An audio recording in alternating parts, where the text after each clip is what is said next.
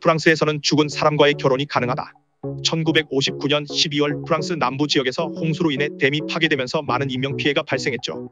당시 프랑스의 드골 대통령은 그곳에서 한 처녀를 만나게 되는데 저와 사랑을 맹세한 약혼자가 죽었습니다.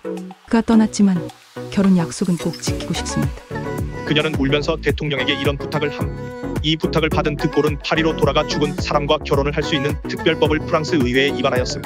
그 이후로 수백 명의 남녀가 죽은 사람과 결혼을 하였다고 하는데 아무나 할 수 있는 건 아니었죠. 검찰에서는 살아있을 때 남녀 서로가 결혼을 계획하였는지를 확인하고 망자의 부모에게도 결혼동의 여부를 구했죠. 검찰이 조사 결과를 보고하면 대통령이 직접 결혼 허용 문서에 최종적으로 서명한다고 하죠. 참고로 남편이 죽은 여성의 경우 결혼을 하게 되면 공식 문서에는 미망인으로 기록되고 남편의 성을 따르게 되었다고 하죠. 런던 국회의사당 앞에서 죽으면 불법이다. 영국인들이 뽑은 가장 황당하고 이상한 국내법에 당당히 1위로 뽑힌 법안이다. 이 법안이 만들어진 이유는 단순한데 그저 국회의사당 주변이나 안에서 죽게 되면 국가장을 치러줘야 하기 때문에 세금 낭비라는 이유로 법안이 만들어졌다고 하죠. 실제로 국가장 치러주는 사진을 쉽게 구할 수 있다. 일반 시민이든 정치인이든 뭐든 국회의사당에서 어떻게 해서든 죽으면 국가장 치러주죠. 덴마크에서는 탈옥을 해도 불법이 아니다. 이게 뭔 개소리죠? 라고 생각할 수도 있는데 복지의 왕국인 덴마크식 시각으로 법을 만든 거죠. 덴마크에서는 살인범이든 강도든 납치범이든 뭐든 사람이라면 누구라도 갇혀있게 되면 자유를 추구하는 게 본능이라고 여기기 때문에 탈옥 자체를 행복추구권에 해당한다고 보고 탈옥을 한 것을 법을 어겼다고 생각하지 않죠. 심지어 탈옥을 하다가 잡히더라도 가중처벌이 된다거나 형량이 는다거나 그딴 거 1도 없죠. 스위스에서는 밤 10시 이후 변기 물을 내리면 불법이다. 요즘에는 그 의미나 효력이 많이 퇴색하였지만 건물 간의 소음 등 문제가 많았던 과거에 스위스 주택 소유자 협회 HEV를 통해 만들어진 법안으로 사실 변기 물뿐만 아니라 잔디 깎기, 박수치기, 폭죽 터뜨리기, 가구 옮기기 다 안 된다고 보면 되죠. 물론 변기물 내렸다고 무슨 법으로 잡아간다거나 벌금 때리지는 않지만 이 모든 것들이 소음공해죄의 증거들로 작용한다고 보면 되죠. 우리나라보다 소음의 범위가 훨씬 넓죠. 그리스의 비디오 게임 금지법.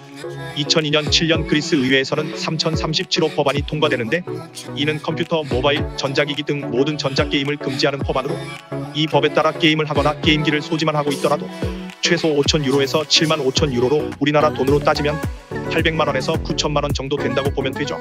심지어 징역살이도 할 수 있다 이거죠. 이는 인터넷 카페 역시 동일하게 적용되는데 인터넷 카페에 카드게임이나 온라인 체스 같은 것들이 적발되면 카페 주인은 벌금을 내고 그 카페는 바로 폐업 신고해야 하죠.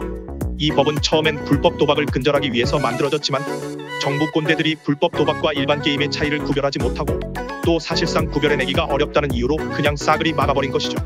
외국인한테도 법 적용이 되기 때문에 EU를 포함한 국제사회가 모두 비판의 목소리를 내고 있는데 현재 그리스는 이미 나라가 종망하기도 했을 뿐더러 그딴 거 신경도 쓸 타이밍이 아니기 때문에 그냥 지읒가라 하연고 무시하고 있는 상황이죠. 더군다나 사실상 법적 효력도 미미해서 실제 도시에 가보면 상점에 컴퓨터나 닌텐도나 그런 게임기 그냥 진열해놓고 팔고 있죠. 그리스의 하이힐 금지법. 이건 유적지 주변에서만 적용되는 건데 유적지 보호를 위함이라고 한다. 실제로 이건 앞서 소개한 비디오 게임 금지법과 달리 엄격히 집행한다고 하죠. 실제로 3만원가량의 벌금 매기고 하이힐 못 신게 하죠. 사모아에서는 남편이 아내의 생일을 잊어버리면 안 된다. 뉴질랜드 옆에 붙어있는 존만한 섬나라인데 페미들이 국회를 장악한 걸로 보이죠.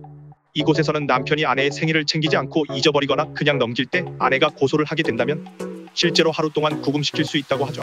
참고로 반대로 아내가 남편 생일 잊어버렸을 땐 아무것도 없죠. 베네치아 광장에선 비둘기에게 먹이를 줘선 안 된다.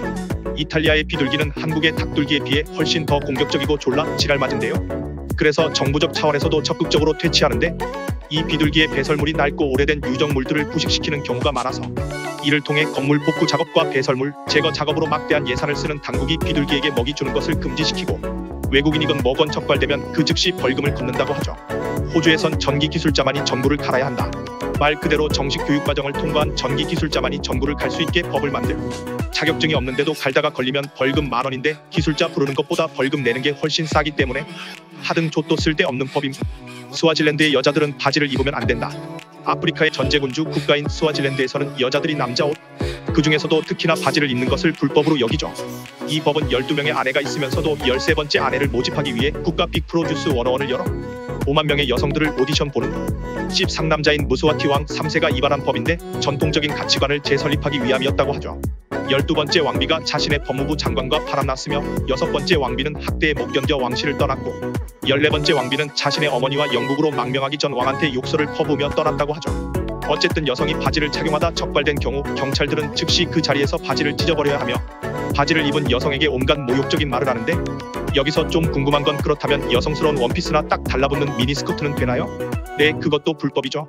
미니스커트나 배꼽티 등 신체 일부를 노출시키거나 성적으로 유혹할 수 있는 옷들을 입은 경우엔 징역 6개월에 처하게 되는데 왕부인 간택대회에선 미니스커트는 개뿔 속옷도 입으면 안 되고 수위가 엄청 강한 야한 옷 입어도 상관없다고 하죠.